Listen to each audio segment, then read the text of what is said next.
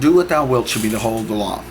Frater Oz again, and today I'm going to be reading to you from Magick Without Tears by Aleister Crowley. This book is not in print right now, but you can usually pick it up on Amazon, sometimes on eBay or half.com. It's actually slated to come back into print soon, an unabridged version that has some stuff that wasn't included in this printing.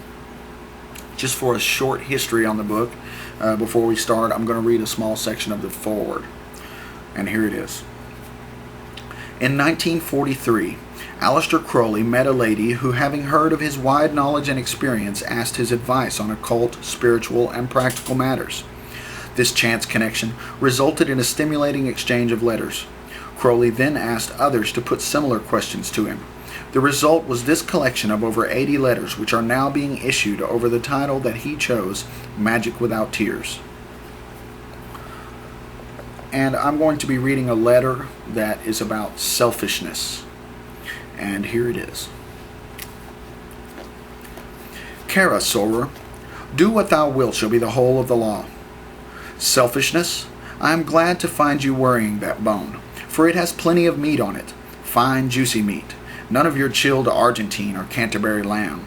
It is a pelvis, what's more, for in a way the whole structure of the ethics of Thelema is founded upon it. There is some danger here, for the question is a booby trap for the noble, the generous, the high-minded. Selflessness, the great characteristic of the master of the temple, is the very quintessence of his attainment. Is not its contradictory, or even its contrary. It is perfectly compatible, nay, shall we say friendly, with it. The Book of the Law has plenty to say on this subject, and it does not mince its words. Liber Al, chapter 2, verse 18, 19, 20, and 21. These are dead, these fellows. They feel not. We are not for the poor and the sad. The lords of the earth are our kinsfolk. Is God to live in a dog? No, but the highest are of us. They shall rejoice, our chosen, who sorroweth is not of us. Beauty and strength, leaping laughter and delicious languor, force and fire are of us. We have nothing with the outcast and the unfit. Let them die in their misery, for they feel not. Compassion is the vice of kings. Stamp down the wretched and the weak. This is the law of the strong. This is our law and the joy of the world.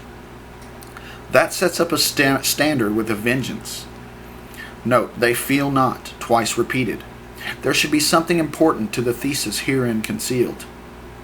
The passage becomes exalted, but a verse later resumes the theme, setting forth the philosophical basis of these apparently violent and arrogant remarks. It is a lie, this folly against self, Liber Al, chapter 2, verse 22.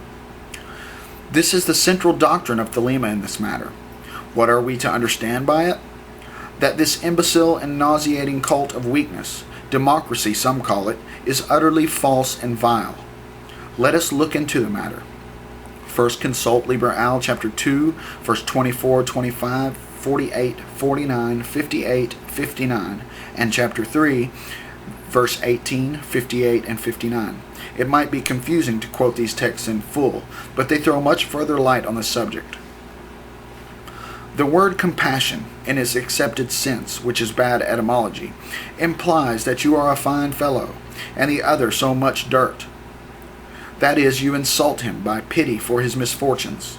But every man and every woman is a star, so don't you do it. You should treat everybody as a king of the same order as yourself. Of course, 9 people out of 10 won't stand for it, not for a minute. The mere fact of your treating them decently frightens them. Their sense of inferiority is exacerbated and intensified. They insist on groveling. That places them. They force you to treat them as the mongrel curs they are, and so everybody is happy. The Book of the Law is at pains to indicate the proper attitude of one king to another. When you fight him, as brothers fight ye. Here we have the old chivalrous type of warfare, which the introduction of reason into the business has made at the moment impossible. Reason and emotion. These are the two great enemies of the ethics of Thelema. They are the traditional obstacles to success in yoga as well as in magic. Now in practice, in everyday life, This unselfishness is always cropping up. Not only do you insult your brother king by your noble self-sacrifice, but you are almost bound to interfere with his true will. Charity always means that the lofty soul who bestows it is really, deep down, trying to enslave the recipient of his beastly bounty. In practice, I begin afresh. It is almost entirely a matter of the point of view. That poor chap looks as if a square meal wouldn't hurt him, and so you chuck him a half-crown. You offend his pride. You pauperize him. You make a perfect cad of yourself, and you go off with a glow of having done your good deed for the day. It's all wrong. In such a case, you should make it the request for a favor. Say you're dying for someone to talk to, and would he care to join you in a spot of lunch, at the Ritz, or wherever you feel that he will be the happiest? When you can do this sort of thing as it should be done, without embarrassment, false shame, with your whole heart in your words, do it simply. To sum up, you will find yourself way up on the road to that royal republic which is the ideal of human society. Love is the law. Love under will. Yours fraternally, 666. P.S. Let me insist that pity is nearly always an impostor. It is the psychic consolation for fear. The pitiful man really is a pitiful man. He has transferred his own fear of what may happen to himself to another, for he is such a coward that he dare not face his fear, even in imagination. P.P.S. The day after I had written the above postscript, I came upon a copy of Graham Greene's The Ministry of Fear after a long search. He points out that pity is a mature emotion. Adolescents do not feel it. Exactly.